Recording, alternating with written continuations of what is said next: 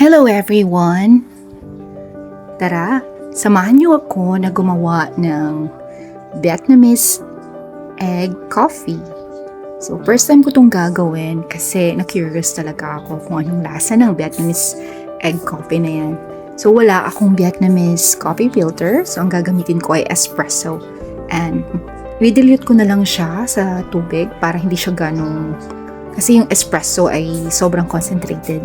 So, i-prepare lang natin yung ating espresso pero mamaya pa natin ipupo yung shots. At syempre, yung ating Vietnamese egg coffee. So, kailangan natin ng egg. So, this is a medium egg. Yung egg yolk lang yung ating kukunin. Ayan. Ayan, nabasag pa nga. Pero okay lang yan. Carry lang yan. And then, condensed milk. So, hindi tayo gagamit ng whole milk or skim milk or soy milk. So, condensed milk lang. So, dito, just 30 grams condensed milk and then a pinch of salt. Okay. Then, pagkasamahin lang natin siya, ipaprot lang natin siya or i-whisk. So, ang gagamitin ko lang ay yung proter. Kasi wala akong whisk. Wala akong pang whisk.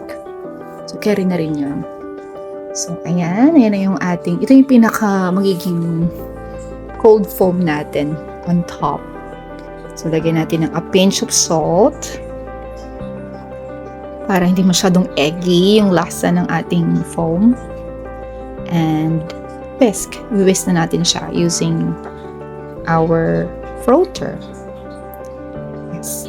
Kasi, ito yung nakita ko lang to sa video sa YouTube at na-curious talaga ako kung anong lasa niya.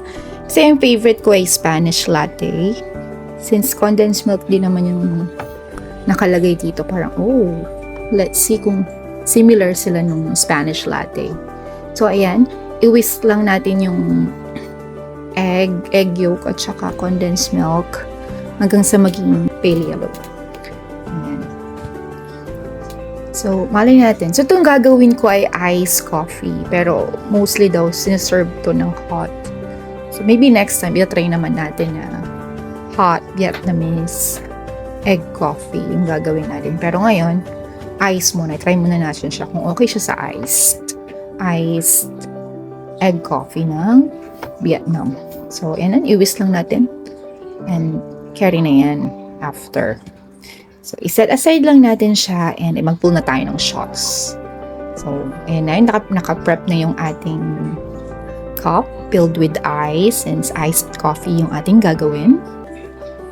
At so, i-dilute ko yung espresso natin sa mga 40 grams ng water. So, hot water na to. Pero pwede rin naman ng cold. Pero wala lang, para mas, siya. I think mocha pot will do to. Pag gumawa ng, ng Vietnamese egg coffee.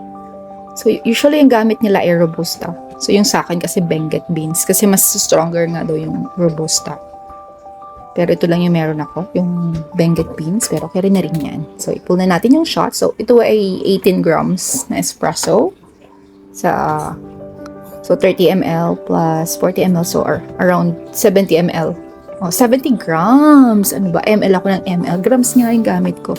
70 grams ng coffee natin. So, ayan, isalin lang natin siya sa ating cup filled with ice. So, and then isunod natin yung ating egg yolk mixture. So, no whole milk dito. Wala tayong gagamiting whole milk. Pero kung gusto mo, pwede rin naman. Pero yung original recipe nito talaga is no whole milk. Yan lang talaga yung yung ingredients niya. Pero it's up to you kung gusto mo maglagay ng whole milk. Gusto mo siyang gawing latte. Go! Pero gusto ko munang itry yung walang whole milks. And that's it. Yan yung ating Vietnamese egg coffee. Ganun na pala siya kadali. So, taste test na! Let's try. So, ayan na. Siyempre, yung iba hindi nila hinahalo. Ako talaga gusto kong haluin yan. Kahit ano pa yan. Minimix ko talaga yan. Kasi yung iba gusto nila makating layer. Ito yung parang stronger version siya ng Spanish latte. Pero hindi talaga siya matamis eh. Matapang. Talagang malalasahan mo yung coffee. Thanks for watching. So, ulitin.